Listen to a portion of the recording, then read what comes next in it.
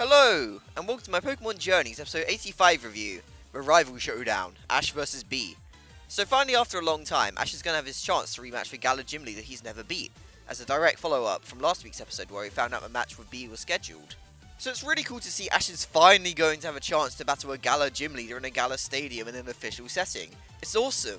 In this stadium, Bee is training her full team, which looks pretty cool, and shows just how serious she's taking this match. And in response to her calling him the Riolu trainer, he sends out Lucario, and she hilariously just calls him the Lucario trainer instead. What a fun little joke. Actually, we end up getting a really great scene where he introduces all of his team to her. Now they know what they could both use in the upcoming match. And Ash even rejects her offer to train.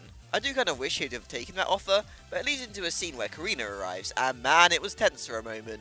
Last we knew, Bee had beaten Karina and called her soft. But nah, it turns out the two gym leaders are actually friends. And Karina brought sweets along for Bee. This is awesome. I really like getting this chance to see characters old, oh my god, our X and Y characters are actually considered old now, and new interact. And considering Bee had sweets with Chucks before, it makes sense you'd have had sweets with Karina too. And we just get a nice scene of them all eating sweets. This is stuff I absolutely want to see more of in Journeys, especially in regards to Ash's team. Seeing them all together in a casual setting like this is wonderful. And that was one thing I particularly loved about the Sun and Moon team. If you remember last week's review, I mentioned I'd have liked to see Ash and Karina's Lucario get a moment together, and we get that here. I'll be honest, this little section was my favourite part of the episode. And then we transition to the next day. The Stone-side Gym Stadium is filled to the brim with people here to watch a match.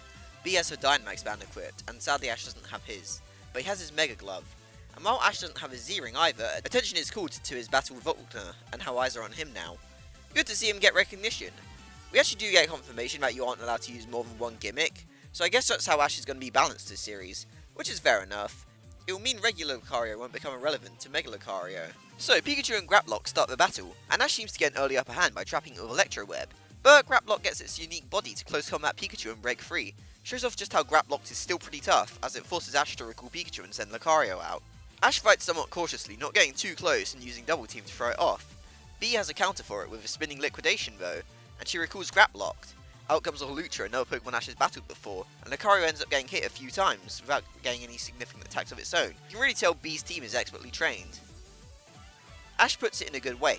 She's not giving him a chance to attack, stopping any chance of offense, and even though he has to play defensively, this damage can all add up still. We know Lucario has some spectacular durability though. He put up such a great fight against Volkner and took so much punishment there. The punishment here isn't going to stop either, as Bee recalls Holucha and sends out Machamp. Now this is a race in most media, so we know it's going to be tough here, considering how tough our other Pokemon are. Lucario gets shut down hard by Bullet Punch, as his own Force Palm doesn't do much. And much like how Riolu got caught by Graplock before, Machamp's able to hold Lucario in place and deliver fierce blows with her free arms. Lucario's in a real bad place, getting hit by Bullet Punch, Cross Chop. And while backed into this corner, Ash is ready to activate his Keystone. However, Lucario refuses to Mega Evolve, and that was an oh my god moment. I don't think we've ever seen that happen before. Lucario frees himself with a headbutt. Little moments of panic can happen, especially in a high stakes battle like this with history. Ash lost its cool for a moment, but Lucario and Ash came back together. Bee admires that the two of them stand on equal footing, which is really cool.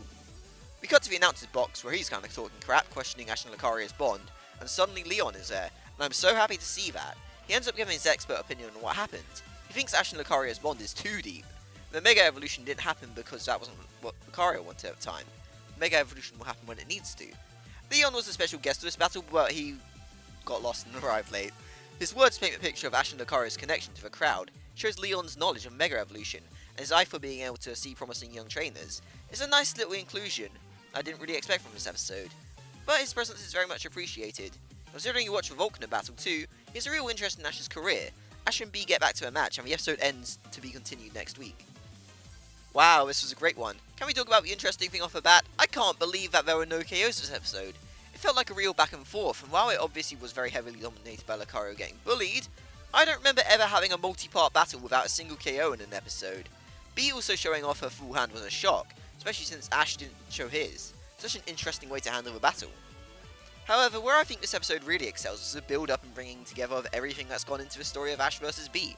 Karina doesn't really need to be in this episode, but it's nice to have her there because a lot of Ash's confidence in the first Bee battle came from the fact he had beaten Karina again recently, which led to his fall while finding out that Bee and Karina have history. And then obviously last week she helped him obtain a new power which he'll be using here. I just really appreciate them bringing all these elements together. It might seem a bit weird to have Bee's full team, as this may be you know, this may be the end of her time as a battle opponent to Ash, but there's a nice element of wondering what she'll bring against Ash, and obviously leading to that wonderful scene where all Pokemon have snacks together. I'm absolutely living for Pikachu and Grookey playing on Machamp. Now, say in terms of animation, this didn't really feel like the most action-packed thing ever, aside from, like, parts of Machamp vs. Lucario, and that might be disappointing to some, but I'll personally be saving my judgment for how much it bothers me for next week. After all, Dynamax is something I've been critical of with its presentation of this series. I hope next week will blow me away with Machamp's betrayal. This was just a really damn good episode. There's so many elements here that work well to tell a fulfilling story, and it leaves me eagerly anticipating next week. This was just really good stuff.